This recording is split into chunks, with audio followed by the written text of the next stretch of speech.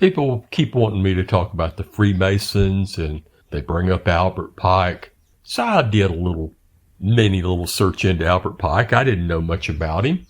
And I come up with a bio here. Nothing new under the sun, I don't think. And that interesting letter that is said that he wrote to the Italian guy. We'll get to it at the end of this thing, but first let's do the bio. So like a curious traveler on a quest, we embark upon a journey of information. Stay with us for a ride into knowledge.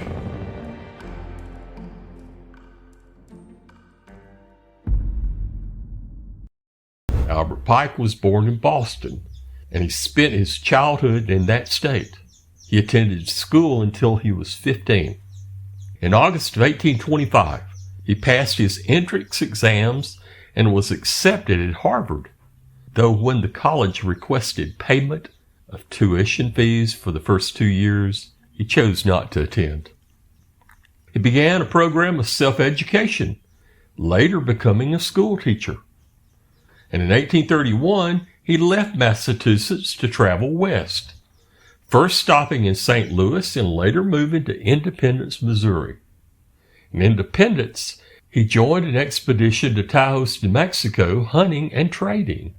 And during that excursion, his horse, it broke and ran, forcing Pike to walk the remaining 500 miles to Taos. After this, he joined a trapping expedition.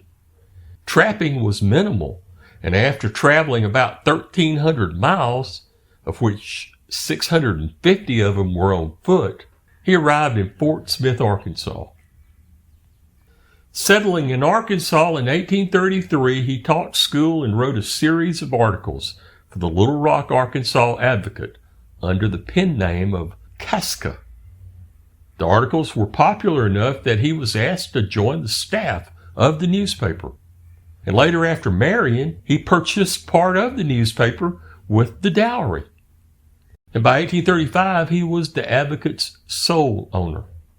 And under Pike's administration, the Advocate promoted the viewpoint of the Whig Party in a politically violent and divided Arkansas. He was the first reporter for the Arkansas Supreme Court. He wrote a book published anonymously titled The Arkansas Form Book. That was a guidebook for lawyers. Pike began to study law and was admitted to the bar in 1837, selling the Advocate that very same year. And when the American-Mexican War started, Pike joined the Regiment of Arkansas Mounted Volunteers. That was a cavalry regiment, and was commissioned as a troop commander with the rank of captain. With this regiment, he fought in the Battle of Buena Vista. Pike was discharged in June of 1847. He and his commander had several differences of opinion. The situation led finally to an inconclusive duel between the two of them near Fort Smith. And although several shots were fired in that duel, nobody was injured, and the two were persuaded by their seconds to discontinue. And after the war, Pike returned to the practice of law, moving to New Orleans for a time beginning in 1853. He wrote another book, Maxims of the Roman Law and Some of the Ancient French Law, as expounded and applied in doctrine and jurisprudence. Long title there. During the American Civil War in 1861, Pike penned the lyrics to Dixie to Arms.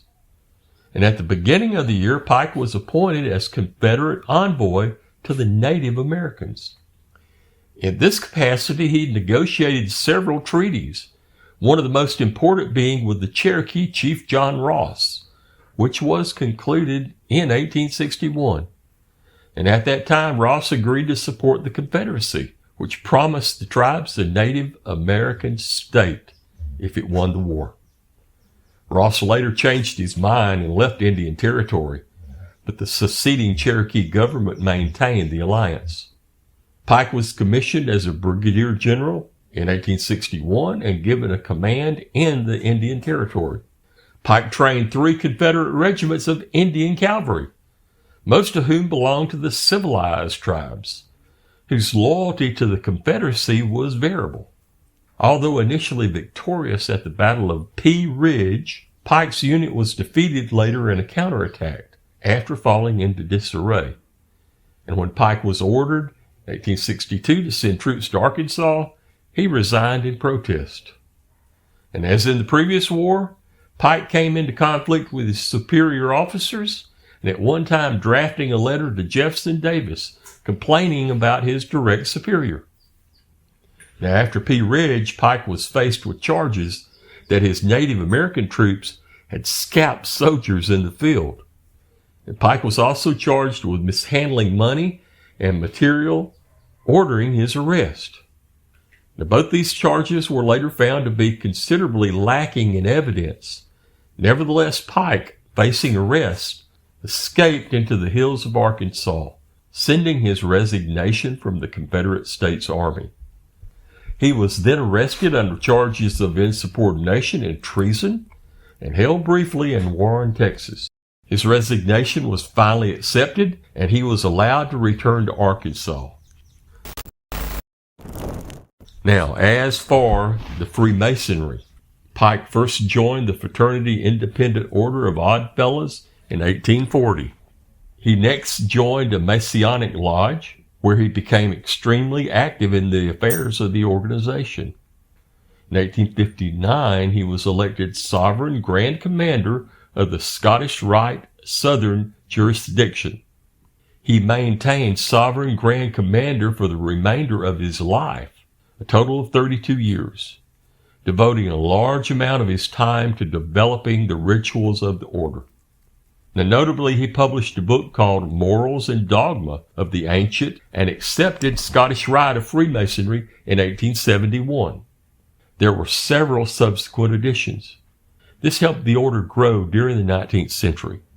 He also researched and wrote a seminal treatise, Indo-Aryan Deities and Worship as Contained in the Rig Veda.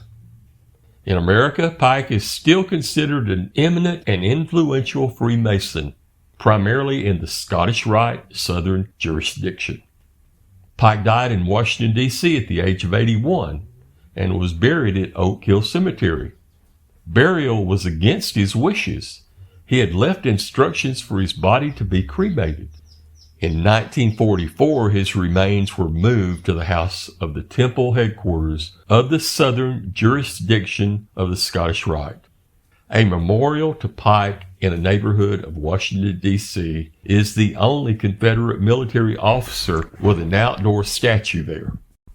Before his death in 1871, it is speculated that Albert Pike also wrote a letter to Gillespie Mazzini. It was the Illuminati plan for 3 world wars. Now, the following is that letter, claimed to be by Albert Pike, regarding a conspiracy involving 3 world wars that were planned in an attempt to take over the world. The Pike letter was on display in the British Museum in London until 1977. This letter has been claimed by many internet sites to reside in the British Library in London, which denies the letter existed. Gillespie Mazzini was an Italian revolutionary leader of the mid-1800s, as well as the director of the Illuminati. Albert Pike was indeed a 33rd degree Freemason and apparently somehow, allegedly, knew how 3 world wars had been planned. The First World War must be brought about in order to permit the Illuminati to overthrow the power of the czars in Russia, and of making that country a fortress of atheistic communism. The divergences caused by the agentur, agents, of the Illuminati between the British and Germanic empires will be used to foment this war. At the end of the war, communism will be built and used in order to destroy the other governments and in order to weaken the religions. The Second World War must be fomented by taking advantage of the differences between the fascists and the political Zionists. This war must be brought about so that Nazism is destroyed and that the political Zionism be strong enough to institute a sovereign state of Israel in Palestine. During the Second World War, international communism must become strong enough in order to balance Christendom, which would be then restrained and held in check until the time when we would need it for the final social cataclysm. The Third World War must be fomented by taking advantage of the differences caused by the agentur of the Illuminati between the political Zionists and the leaders of Islamic world.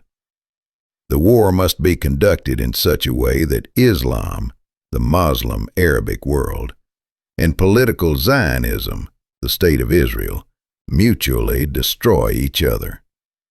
Meanwhile, the other nations, once more divided on this issue, will be constrained to fight to the point of complete physical, moral, spiritual, and economical exhaustion. We shall unleash the nihilist and the atheist, and we shall provoke a formidable social cataclysm, which in all its horror will show clearly to the nations the effect of absolute atheism, origin of savagery, and of the most bloody turmoil. Then everywhere the citizens, obliged to defend themselves against the world minority of revolutionaries, will exterminate those destroyers of civilization, and the multitude, disillusioned with Christianity, whose deistic spirits will from that moment be without compass or direction, anxious for an ideal, but without knowing where to render its adoration, will receive the true light through the universal manifestation of the pure doctrine of Lucifer, brought finally out in the public view. This manifestation will result from the general reactionary movement which will follow the destruction of Christianity and atheism, both conquered and exterminated at the same time. It's said Albert Pike received this in a vision. It's deemed a hoax. However, it seems this letter has graphically outlined events that have already taken place. But perhaps the most compelling evidence against the letter's authenticity is its complete absence. The British Museum, often cited as the document's keeper, has consistently denied possessing it. And regardless, we gave you a pretty interesting bio on him anyway.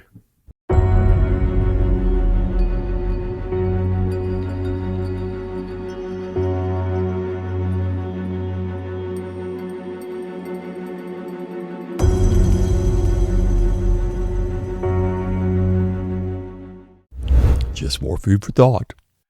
Thanks for watching this and all our videos. Please like, share, and subscribe. And until we meet again, stay curious, fellow travelers, and have a great day.